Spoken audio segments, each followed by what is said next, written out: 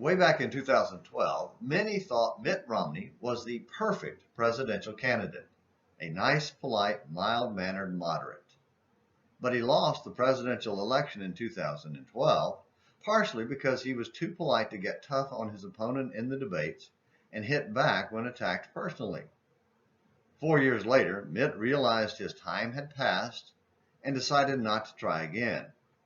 Wisely so, since Donald Trump took the political world by storm and won, partially due to his willingness to go after his opponents when they went after him. He was not too polite to hit back.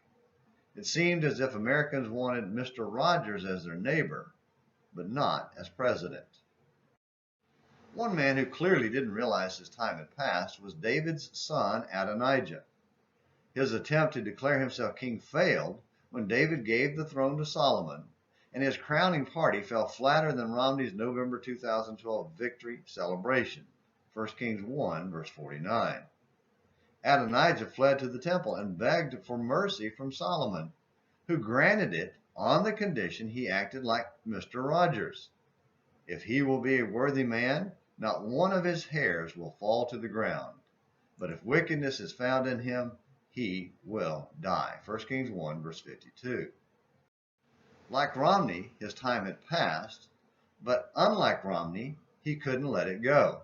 Shortly after David's death and Solomon's more formal coronation, Adonijah gave in to the itch for power and asked to marry one of David's widows. He foolishly thought it would position him as David's real successor and give him power as an opponent and potential rival of Solomon. He attempted to manipulate Solomon by sending the request to Solomon's mother, Bathsheba. However, mild-mannered Solomon recognized it for what it was, a bold power grab, and showed his willingness to strike back by having Adonijah executed.